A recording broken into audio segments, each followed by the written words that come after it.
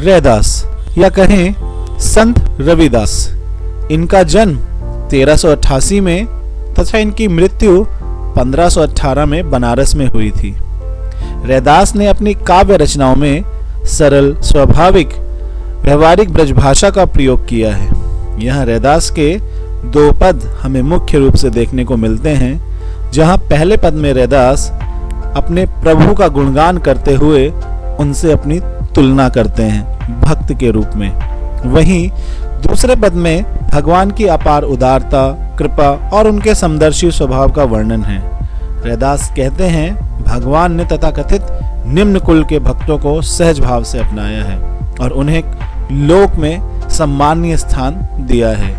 आइए दोस्तों, इन दोनों ही पदों को हम ध्यानपूर्वक पढ़ते हैं और इनके अर्थ को हम समझने की कोशिश करेंगे। अब कैसे छूटे राम नाम रट लागी, प्रभु जी तुम चंदन हम पानी, जाकी अंग अंग बांस समानी।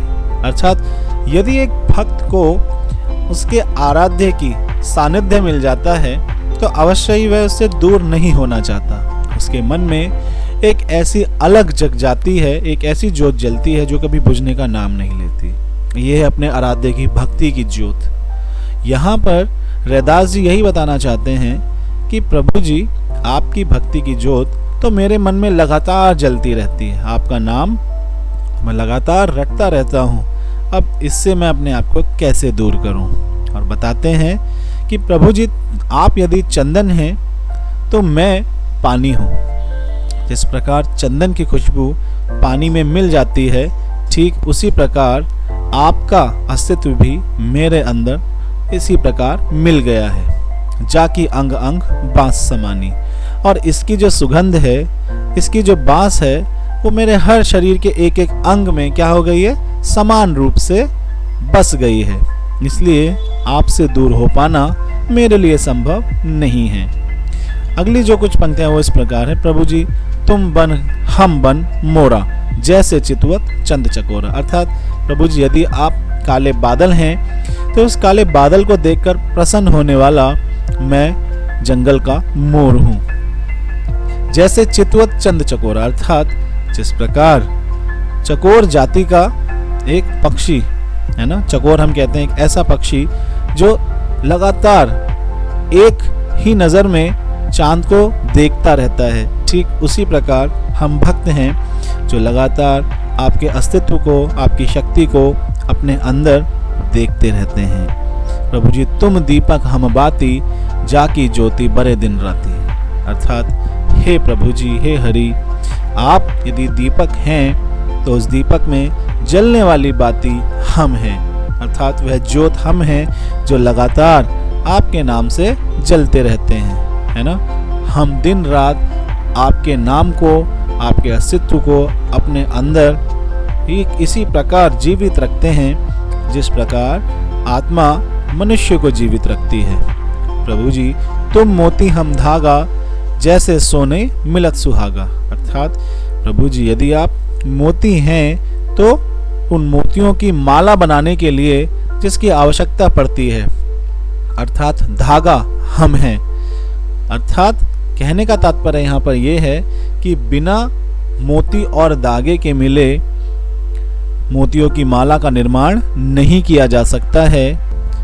भक्त इस प्रकार है जैसे सोने में सुहागा मिल करके उसकी शुद्धता को और अधिक बढ़ा देता है, ठीक इसी प्रकार भक्त अपने ईश्वर से मिलकर के उसके अस्तित्व को और अधिक पुनीत और शुद्धता प्रदान करने का कार्य करता है। प्रभु जी तुम स्वामी हम दासा, ऐसी भक्ति करे रैदासा। तो स्पष्ट तौर पर यहाँ पर रैदास बता रहे हैं कि आप हमारे स्वामी हैं और हम आपके भक्त हैं, अर्थात दास हैं, नौकर हैं। आपके द्वारा जो भी कार्य हमें दिया जाएगा हम उसे आदेश समझकर पूर्ण करेंगे। और वो कहते हैं ऐसी भक्ति करे रैदास, अर्थात रैदास की जो भक्ति है वो दास भक्ति है। उनके लिए, अपने ईश्वर के लिए कुछ भी ऐसा कार्य नहीं है, कुछ भी ऐसा नहीं है जो अदेय हो, जो वह उनको ना दे पाए। तो हम समझ सकते हैं कि हमारी भक्ति कहीं ना कहीं हमारे व्यक्तित्व की शक्ति होती है, हमारी पहचान होती है। और इसी रूप में रैदास ने भी ईश्वर की भक्ति की है, जिसमें वह कहते हैं कि आप हमारे स्वामी हैं और हम आपके नौकर हैं, अर्थात दास हैं। आपके द्वारा दिया गया आदेश हमारे सर माथे है और हम आपसे अलग रहकर जीवन व्यतीत कदापि नहीं कर सकते हैं। आइए दोस्तों, अब हम अपना दूसरा पद पढ़ते हैं और उसके अर्थ को समझने की कोशिश करते हैं। ऐसी लाल तुझ बिनु कौनो करे, अर्थात ऐसी लाल, लाल अर्थात स्वामी, तुझ बिनु अर्थात तुम्हारे बिना, कौनो मतलब कौन करे।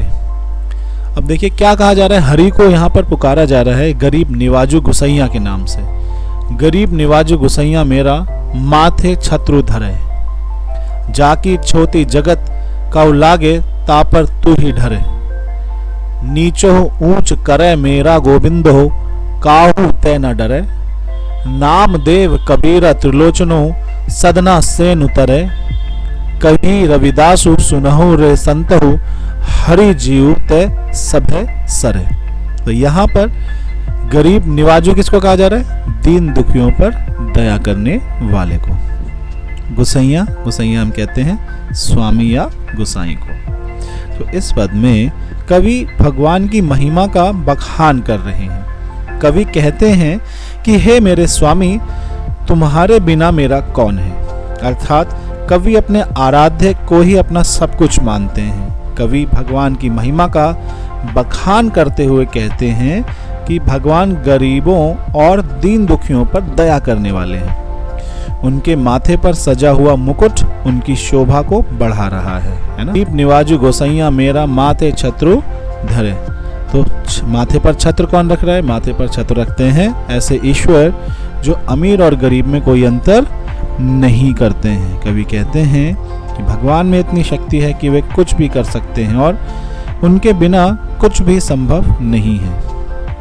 कहने का तात्पर्य यह है कि भगवान की इच्छा के बिना दुनिया में कोई भी कार्य संभव नहीं है। कवि कहते हैं कि भगवान के छूने से अछूत मनुष्यों का कल्याण हो जाता है, क्योंकि भगवान अपने प्रताप से किसी नीच जाति के मनुष्यों को भी ऊंचा उठा सकते हैं। अर्थात भगवान मनुष्यों के द्वारा किए गए कर्मों को देखते हैं, ना कि किसी मनुष्य की जाति को।